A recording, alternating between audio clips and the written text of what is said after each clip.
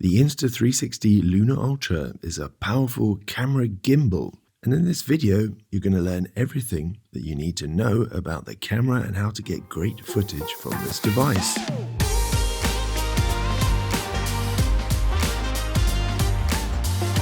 And for my members on Patreon, I've got a PDF to download of this whole video with images. It's like over 40 pages long. You can check the link in the description or just go to Patreon and you'll find it. Before you set up your Lunar Ultra, you will need to install the Insta360 app on your phone. When you open the box, you're going to find the Lunar Ultra inside this protective case. Press down on the catch at the side of the case and the case is going to flip open. Take the Lunar out of the case and remove the sticker on the screen. Power on the Lunar Ultra just by flipping the screen 90 degrees. Another way to power the Lunar Ultra on or off is just by long pressing the record button. So the front of the Lunar Ultra can actually act as a remote. And to detach it, all you need to do is press in both red buttons on the side. To clip it back to the body, just position the top first and then press the bottom until both clips click into place. So when you power on the Lunar Ultra, the screen is going to ask you to choose a language, and then you're going to need to use the Insta360 app to install firmware and activate the device. So actually I did find this to be a little bit tricky, because normally you'd expect the activation to take place first and then the firmware to update. But in this case, the firmware update went first, and while I waited for it to download onto the app, the Lunar Ultra kept switching itself off. When the app tried to install the firmware, it kept failing, and then I'd have to start the whole process again. And the problem is that it needs the firmware update before it can actually activate your camera. But anyway, I kept on trying, and eventually the firmware update worked. So if this happens to you, just keep persisting and eventually it's going to work. Once you activate your Lunar Ultra, you can now start shooting right away. So you don't need to install a micro SD card, because the Lunar Ultra has actually 47 gigabytes of internal storage. But if you do need some extra, you can add extra storage via a micro SD card, which you slot into the side of the device. Just pull open the little rubber seal and then insert the card. And you can add up to 1 terabyte of extra memory this way. Now, you shouldn't think that this rubber seal means that your Lunar Ultra is water resistant in any way. Insta360 says that it should not come into contact with water. Now, usually you can find a waterproof case for these types of devices, but at this moment, I couldn't actually find any. This is quite a new camera, but I'm sure that there will be at some point. To charge your Lunar Ultra, connect a USB-C cable to a regular charger, for example, a phone charger, and then you're going to see 2 battery levels appear on the screen. The main battery level for the device and the battery for the detachable remote. And this port is also used to transfer files from your device to a computer. Now, if you take out the molded card in the box, below you're going to find the handle extension. And this clips to the bottom of the Lunar Ultra, and it has a 1/4-inch tripod port so that you can attach a regular tripod. But there's actually also some little mini legs here that you can pull out. They're not particularly stable, but they're fine for setting up a quick shot or just for standing the device up while you adjust settings or transfer files to your computer. So once you've added this extension, the charge or file transfer port is now at the back of the gimbal. There's also a battery handle, which you can get as part of a bigger bundle, or you can purchase it separately. And this is going to give you roughly 1 hour extra of battery. At the top, we have the camera part of the Lunar Ultra, and you can see it comes with 2 cameras. Like with your smartphone, the Lunar Ultra has a regular wide-angle camera and a telephoto camera. And this is going to give you up to 6 times lossless zoom. So you shouldn't lose any sharpness, and then up to 12 times hybrid zoom. The cameras are, of course, stabilized using 3 motors, and that's why it's called a 3-axis gimbal. On the front, you have a detachable wind guard, and beneath that is one of the gimbal's microphones. And there's another 2 microphones on the main body on either side, just back from where the main mic is. So now I'm using the inbuilt mics of the Insta360 Lunar Ultra, and I have it set to just use the front mic and not the two side mics, so it's more directional, pointing towards me because I'm talking. But you can set it to be omnidirectional to capture all the surrounding sound from the three mics. But there's also a fourth microphone, and that is on the detachable remote. And this means that you can use it as a wireless microphone. The microphone itself is positioned at the top of the remote. To use this microphone, detach the remote, and this message is going to pop up, and it's going to ask you if you want to switch the audio source to the remote. So then tap switch, and now you can use the remote like a kind of handheld mic. How cool is that? Next, we have the rotating touchscreen. As we've seen, rotating the screen is going to power on the gimbal. But there's also two buttons at the bottom of the screen when it's horizontal. And these are basically just called the left and right buttons, and they're actually customizable. But there's actually all kinds of ways the Luna Ultra and this screen can be customized, which we will go into during this video. Below the screen, we have the joystick, which you can use to change the angle of the cameras. But the joystick is also a button, so if you press it in, it clicks. And below the joystick is the record or shutter button, and that doubles up as a power button. And then finally, we have the zoom slider. So if you short press the zoom slider, it's just going to jump to the next focal length. So, from 3 times to 6 times in one short movement. But if you long press the zoom slider, it won't jump, it will just go slowly between the focal lengths. When you power on, by default, the camera faces away from you. But you can actually change that in the settings. So swipe down, tap the settings cog, and then tap General.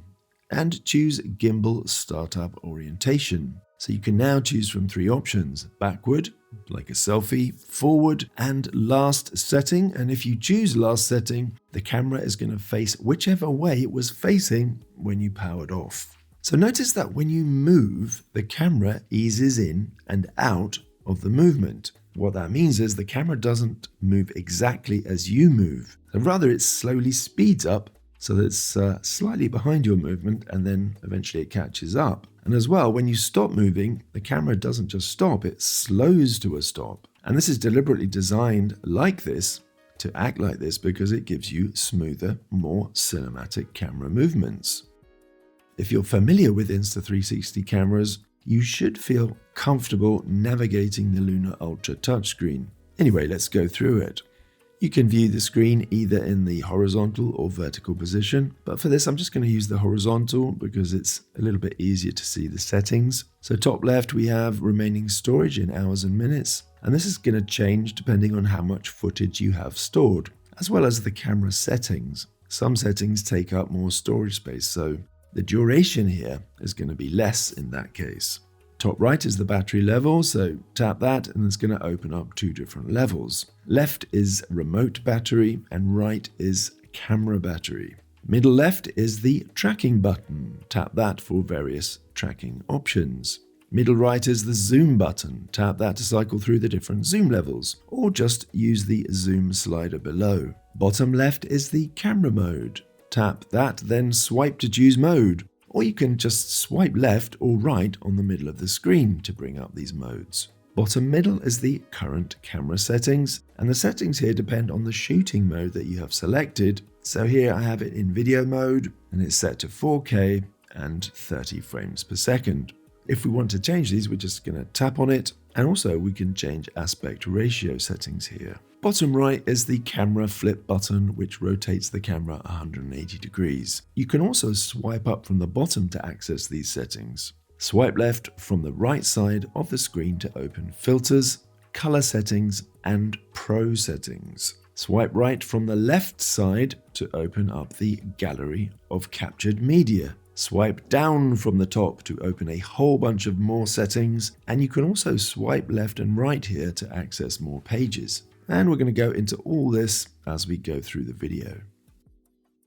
Normally, with action cameras, we don't worry too much about focus because usually everything is in focus apart from when things are too close. But with the Luna Ultra, focus adjusts automatically, like with a smartphone, and you're going to see the focus changing. And this can make getting the right things in focus a little bit more tricky depending on the shot. So when you tap on the screen, a white square appears where you touch the screen. This is basically an indicator for exposure and focus.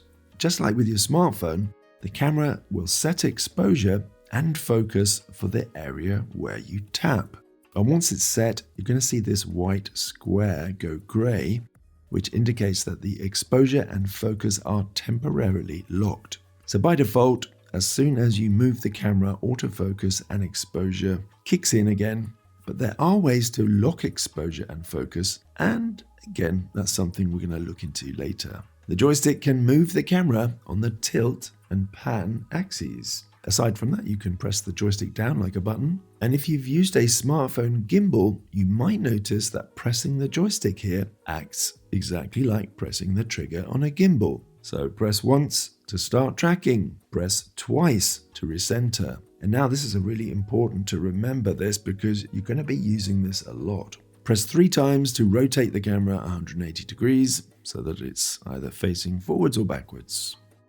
The quickest way to transfer files from your Luna Ultra to a computer or a tablet is by using a cable. And if you have a cable which supports fast transfer speeds, it's going to be even quicker. So plug the cable into the charging port on the camera and the other end into your computer, and then tap File Transfer on the Luna screen.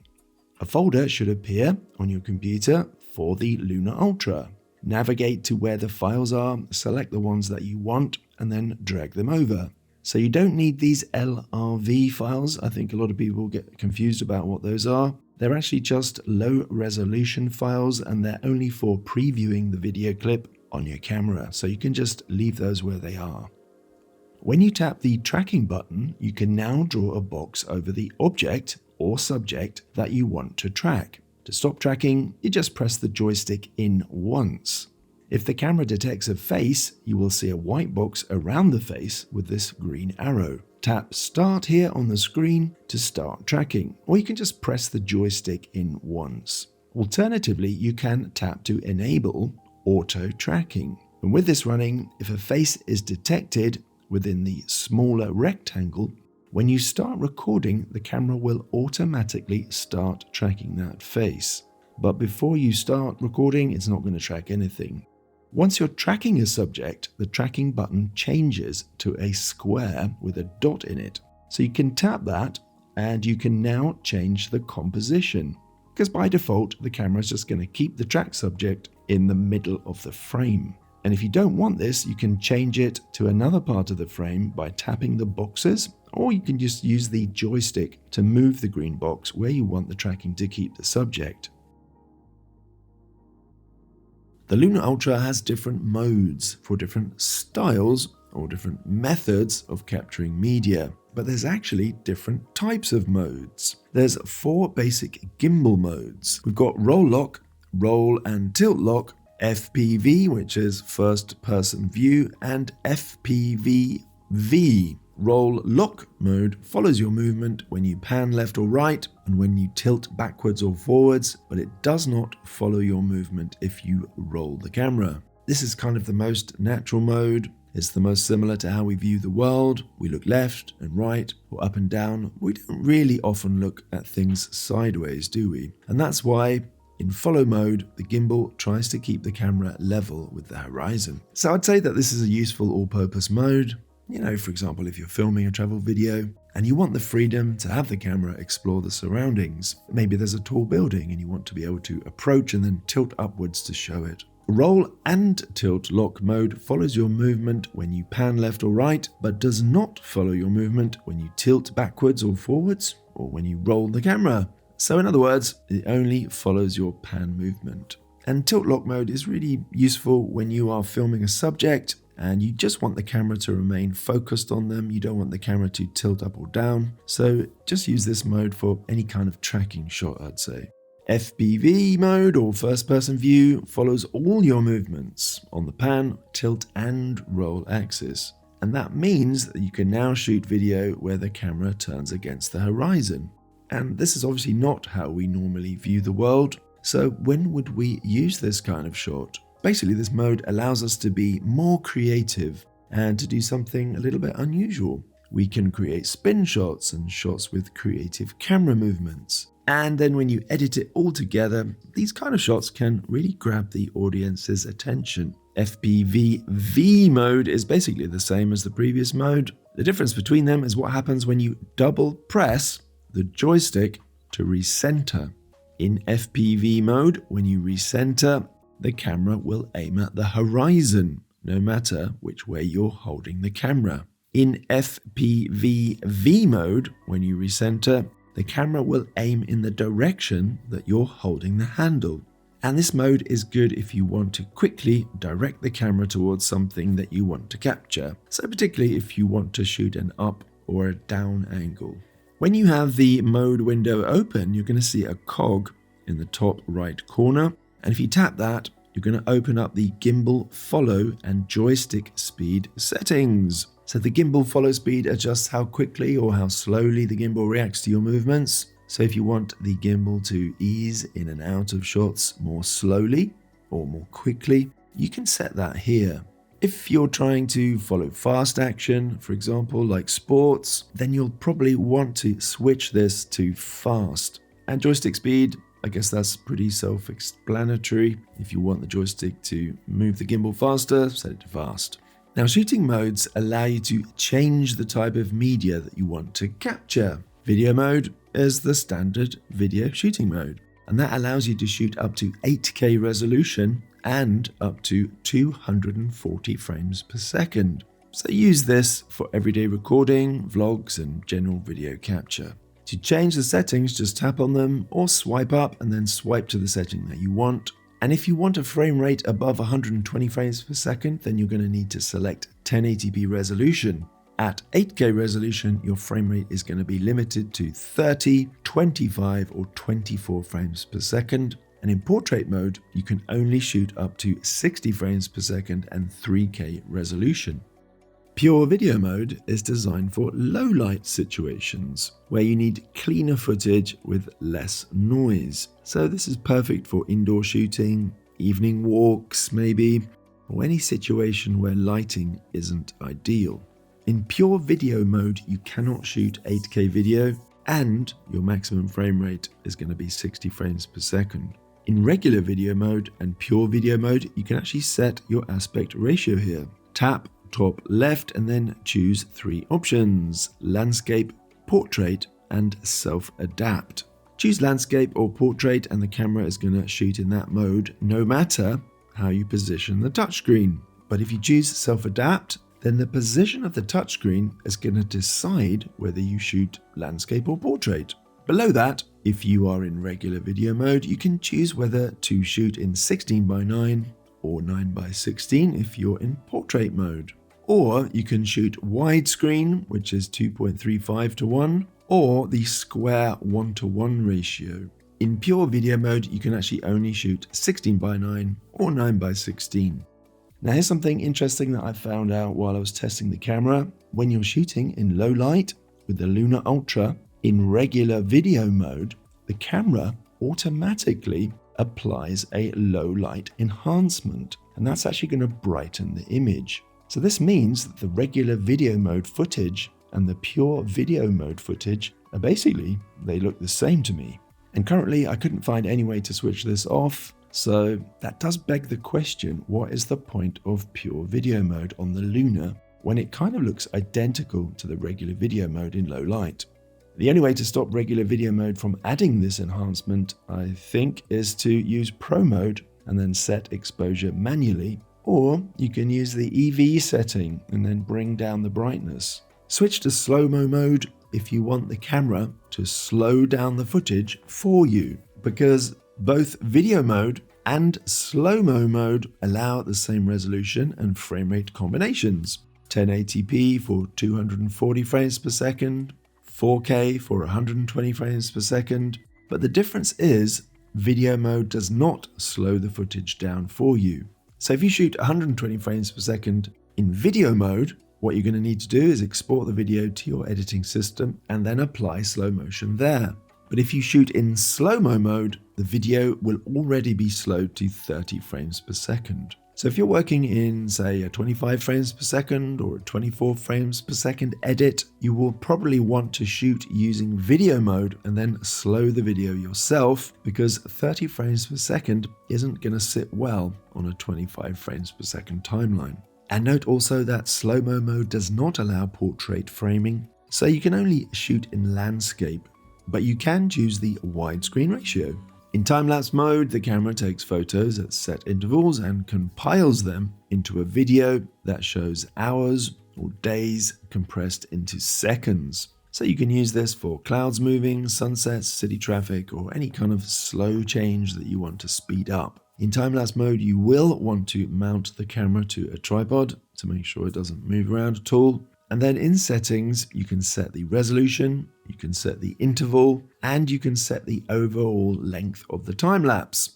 And on the left here, you can actually select a quick preset. But for aspect ratio, you've only got the 16:9 choice, and there's also no portrait mode either. Time shift is Insta360's name for motion lapse video. So it's similar to time-lapse, but the camera is moving instead of being mounted on a tripod and fixed in place. And this creates this kind of dynamic, moving time-lapse footage where the frame changes while time speeds up. And in settings, you can choose resolution, video speed instead of interval, and ratio is fixed at 16:9, and the final setting is the overall duration. For speed, you can choose from 10 times up to 60 times. But if you set it to auto here, the camera is actually going to decide how fast to speed up the video depending on how long the shot was, which is basically how an iPhone does it as well. Pano mode takes panorama photos. A series of photos are taken while the gimbal rotates, and then the camera is going to stitch them into one ultra-wide image. And so this is going to be perfect for landscapes, for architecture, or any kind of wide scene that you want to capture in a single high-resolution photo. And on the left here, you can choose whether to shoot a 360 photo, which can then be viewed on certain platforms or VR headsets, like other 360 media. So if you've used a 360 camera before, then you're going to be familiar with that.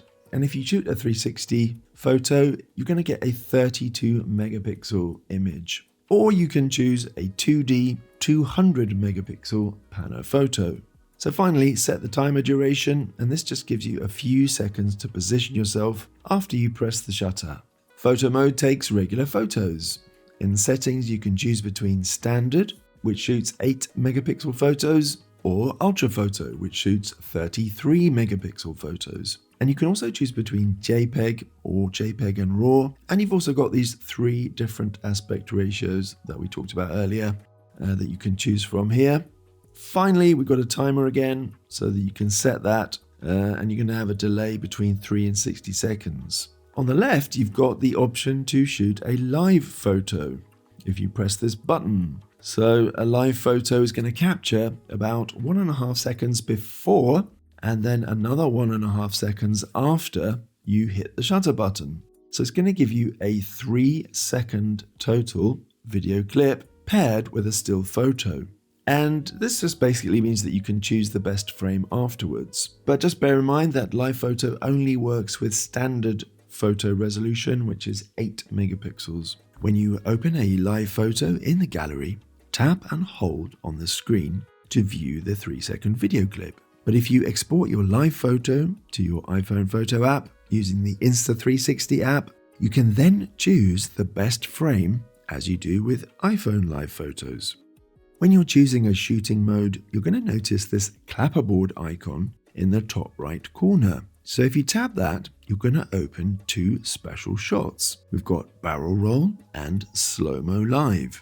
So if you tap try this shot on barrel roll, when you press record, the camera will start an automatic roll of the camera and then it's going to start recording. And it will stop recording automatically when it reaches the end. And if you want to exit this mode, just swipe on the screen and then tap exit. Slow-mo live is a live photo, but it plays back in slow motion instead of real-time motion. So you can capture brief slow motion video clips that just last a few seconds. Swipe right from the side to access the media gallery. Then swipe up and down to view your captured media. your files are going to be chronological, with the last item you captured appearing first. If you press and hold on the screen during playback, the video is going to play at 2 times the speed. And so this is just useful, if you have a long clip, and this is going to help you to speed through it to find the best bits, or just to find the bit that you're interested in. Tap the 3 dots on the right to get the information about the file. So you're going to get resolution, frame rate, codec, filters used, and a bunch of other stuff as well. Tap the speaker button on the left to adjust the playback volume. Tap the trash can button to delete any media file. Tap the heart button to add a photo or video to your favorites. Tap the button in the top left of the screen to switch to thumbnail mode. Swipe to scroll through all the stored media, and then tap on a thumbnail to open that file. If you tap and hold, and then start tapping different thumbnails, you can now select a number of files quickly. In the middle at the top, you can see the total number of media files stored. Tap that to open a menu which separates out the videos, photos, and any files that you have favorited. And then you can tap any of these so that you will then only be shown files that are in that category. So if you just want to see photos, tap Photos. To delete multiple files in one go, tap the Select button top right. Now tap any media that you want to delete. And if you want to select all the media to delete everything, tap the square at the top in the middle. Swipe left from the right of the screen to access settings to do with the color of your image and exposure settings. Top left is a feature called Profile, and this actually allows you to add or share color profiles using QR codes. Beautify does what you can imagine it does. It makes you look more beautiful, and you can tap it and then adjust the settings there to your liking. I'm already too beautiful, so I'm not going to use this feature. Tap Filter, and here you can add immediate color styles to your images. Swipe to go through them. Some of them have an intensity setting. So if you tap that, you can then choose between high, medium, or low, and this is basically how strong that you want the filter to be. EV stands for exposure value, and this lets you adjust your exposure up or down, but at the same time, it keeps exposure in auto mode. So if you're not filming portraits of people and you want the colors to look a little bit richer, I would just adjust this down a notch, especially in bright light. At the top, we have Basic and Pro. By default, the camera is obviously in basic mode, so tap Pro, and now you will have different settings to use. Tap where it says Standard, and you can switch to Dolby Vision or iLog. Dolby Vision is basically an HDR video mode, but it's only going to work for compatible HDR screens. So for example, most modern laptops, smartphones, TVs, they are HDR compatible, but maybe older things aren't, and some platforms aren't as well. And Dolby Vision basically uses dynamic metadata to optimize brightness, contrast, and color scene by scene or frame by frame, and it's going to deliver more vivid colors as well as deeper blacks and brighter highlights. iLog is a 10-bit logarithmic color profile that captures footage with 14 stops of dynamic range. And this format is generally going to preserve more detail in the highlights and the shadows, but what you get is this washed out looking footage, and it's going to require some color grading. So don't shoot this if you want to get, ready to use footage. This is only if you want to do extensive color grading or color work on your footage afterwards. iLog is also natively compatible with DaVinci Resolve, so using Color Space Transform, in the Input Gamma drop-down menu, you're going to find an Insta iLog option. Now, iLog actually uses the H.264 codec and not the more efficient H.265 codec.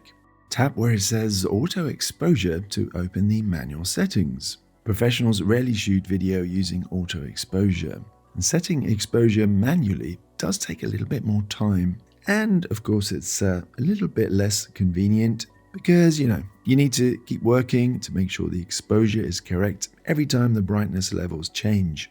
As well, sometimes to get a shot to look right, you need to lock exposure so it doesn't expose for the wrong area of the frame. For example, if I'm shooting a moving shot and I want the leaves in the foreground to be dark and the area in the background to be correctly exposed, then I should probably set exposure manually here.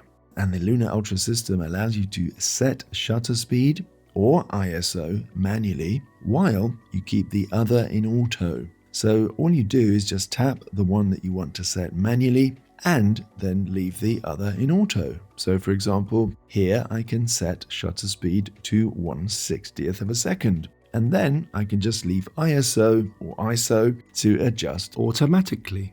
But you are going to notice that the image is now blown out. And that's because the ISO cannot go low enough once I set the shutter speed to 1/60th. And that's because the conditions are too bright. And so the only way to slow shutter speed now is to use an ND filter. So the official Insta360 ND filter set gives you 3 filters. It'll give you an ND4, an ND16, and an ND64. And that should cover 95% of situations, but usually in really bright light, and you really want to aim for that 180-degree shutter angle, then you might need a stronger filter. There are other options available, like non-Insta360 versions, but I couldn't actually find any that went above ND64. But to be honest, most of the time you don't need to go exactly to that 180-degree shutter. Even if you set, say, a shutter speed of like 100 or 120, you're still going to have pretty smooth motion blur.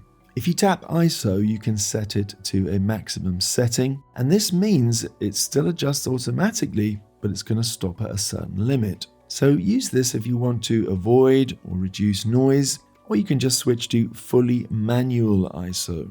Now, when you go back to the main screen, you're going to see your manual exposure settings are displayed under the battery level. And if you just want to quickly go back to auto exposure, just tap reset here. Below exposure, we have the manual white balance setting. So if you want to set and lock white balance, you can do that here. And again, professionals don't allow white balance to adjust automatically. Again, it's just not as convenient, but it does look more professional. That's up to you to choose whether you want to spend that extra time and complication. Tap adjust to set some image settings. So you've got saturation, sharpness, and contrast settings here. But these are not going to be available if you're shooting in iLog because it has a specific saturation, sharpness, and contrast for that color profile. Below adjust, we have the metering mode settings because by default, the camera uses faces to set exposure. But if you switch this to using a matrix instead, you will then use information from the whole scene instead of just pinpointing faces. Next down, we have the autofocus modes. And we've got 3 settings here. We've got AFC, which continually adjusts to focus on the subject. And then we've got AFS. AFS focuses once and then locks. And then if you want to adjust the focus, you need to just tap the screen to refocus. Product Showcase aims to focus on nearby objects instead of faces. So if you're filming a product or you want to film an object and you've got people in the shot and the camera keeps focusing on the people and not the object, then you can switch to this setting and it will focus on the object instead. The final setting here reduces the amount that the camera zooms in and out when you adjust focus, and that's called breathing. And it happens in regular lenses. When you adjust focus, you get this little breathing movement. So if you want to reduce that, you can do that here. If you want the highest quality video possible from the Insta360 Luna Ultra, swipe down from the top, tap the cog, scroll down until you get to video bitrate, and then change the setting from standard to high. And if you set it to high, you're going to get better quality, but you will also get bigger files. So basically, you're just raising the bitrate to a higher level, and it's going to retain more image information instead of compressing it as much. Swipe down from the top to open the Quick menu.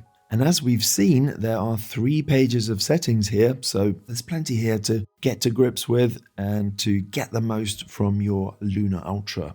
On the left of the first screen, we have 4 buttons. We've got screen brightness, prompt sound volume, portrait or landscape switch, and we've got a cog button for more settings.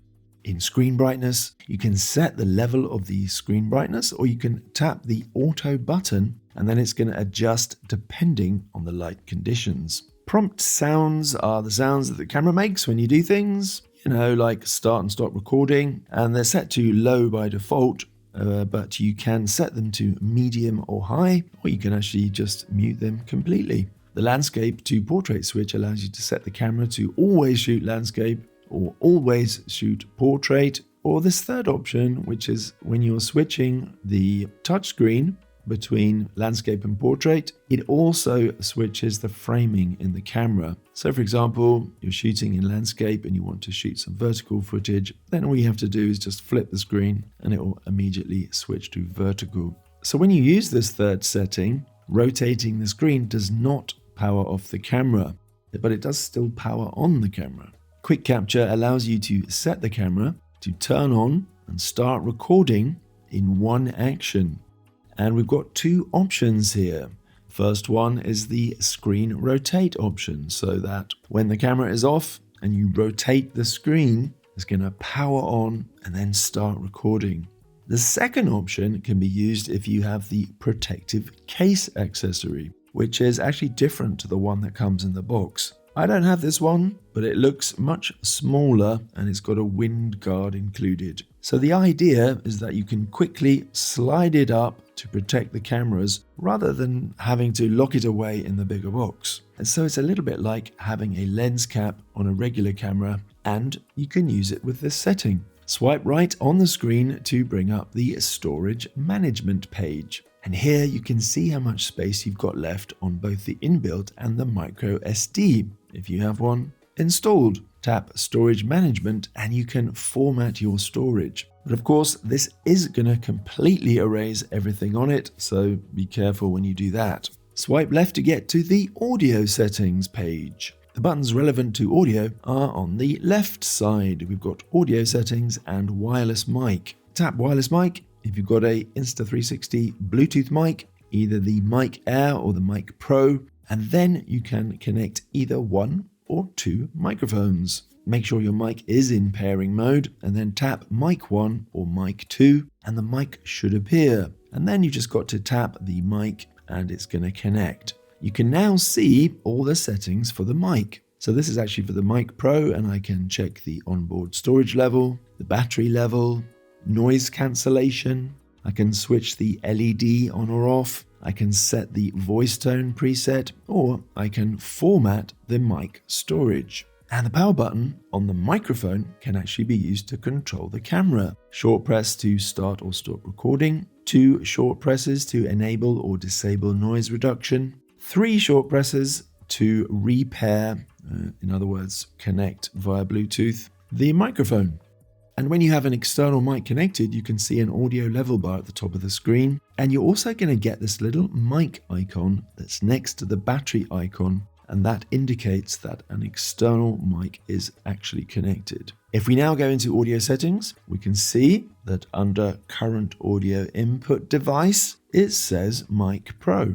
If we tap that, we can now access more settings for the microphone. We can set the pickup mode, we can adjust gain, we can switch on a low cut filter. We can enable 32-bit float recording. We can switch to stereo recording. We can even save an audio file to the mic or switch to loop recording. And there's actually lots more here. That's basically to do with the mic, but I'm not going to go into that in this video. Now, if you go into sound effects settings, you can reach yet more options for your Insta360 mic. You can choose between recording in mono or stereo, wind noise reduction or voice enhancement, or you can switch them both off and then just stick with the original audio. You can also adjust Bluetooth mic gain or your directly connected mic gain. If you enable built-in audio sync, the camera's built-in microphone is going to generate a separate backup audio file alongside the video file. So you will then get the regular audio as part of the video, just like normal, but you'll also get a second version that's going to be recorded with the inbuilt mics of the camera. So note that Insta360 says that at the moment, the Luna Ultra is only compatible with Bluetooth microphones that they've made, so the Insta360 Mic Air and the Insta360 Mic Pro. However, you can actually connect other mics, just not using Bluetooth. So what you need to do then is use the USB-C receiver for the microphone, and then just plug it into the USB-C port of the camera. The custom buttons feature allows you to assign different functions to the 2 buttons which you're going to find at the bottom of the touchscreen. And for each of the left and right buttons, you can set one action for single press and one action for double press. So you just select the button that you want to customize, swipe up to see the 2 options, and then tap the single press or the double press, and then swipe to see the choices available. Now select the one that you want to assign. So the choices are actually the same for single or double press. So you can choose 2 from the list, 1 for single and 1 for double, but they're actually different for the left and right button options. So for the left button, the choices are flip camera, switch between photo and video, switch to 360 pano, or switch to barrel roll. And for the right button, the choices are switch filter, EV adjustment, center the gimbal, lock or unlock the gimbal direction, or switch focal lengths. Tap accessories and you can add Bluetooth devices. The supported devices are Insta360 Mic Air and Mic Pro, or the Insta360 POV head tracker. And the POV head tracker is a wearable ear-mounted accessory, and that lets you control the Luna Ultra camera with your head movements. Back in the middle quick menu page, tap the cog button, and that's going to bring up more settings. So first we've got the screen rotation options. Tap that and you can choose to have the rotation power off or not. Because if you have the camera set to landscape or portrait only, when you flip the screen, it powers off. So if you don't want it to do that, then just switch this to keep powered on. And then all you have to do is use the power button on the front to power on and off. Under general settings, we can choose which way we want the gimbal camera to face when we power on. So you can choose facing backwards towards yourself, facing forwards, or you can choose to have it face whichever way it was facing when you switched it off. There's also another setting at the bottom, and with this enabled, you can long press the left button as you turn the screen to power on, and when you do this, the camera will face you when it's finished powering on. And so this is just like a shortcut to shooting selfies.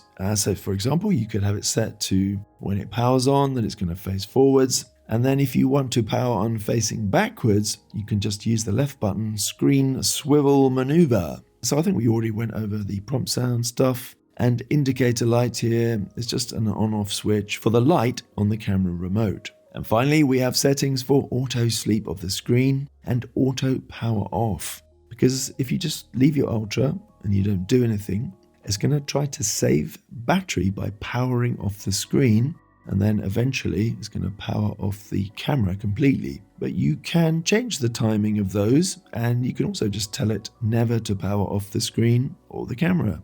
Below general settings, we have gesture control. So if we enable this, we can use the palm of our hand to start and stop recording. Bear in mind that your head does need to be in shot for this to work. And you can also set it to start tracking at the same time. So just hold up the palm and it will start recording and tracking. Below, you can enable or disable using the V sign to take a photo.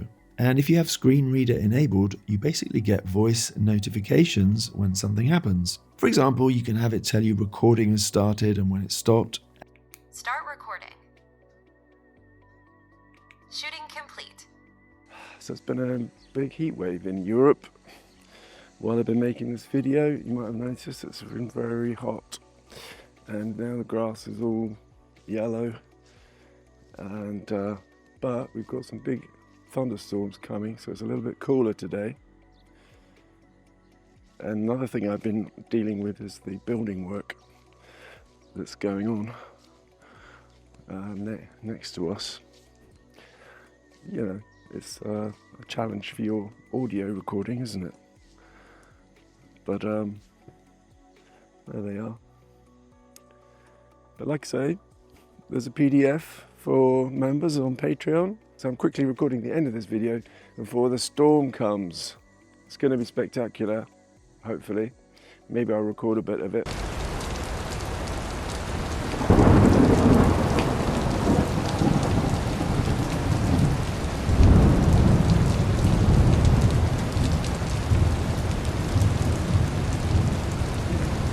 Well, another thing I wanted to tell you was that for this whole video, I've been using the Mic Pro, this little baby, because of course when you're using the Luna Ultra,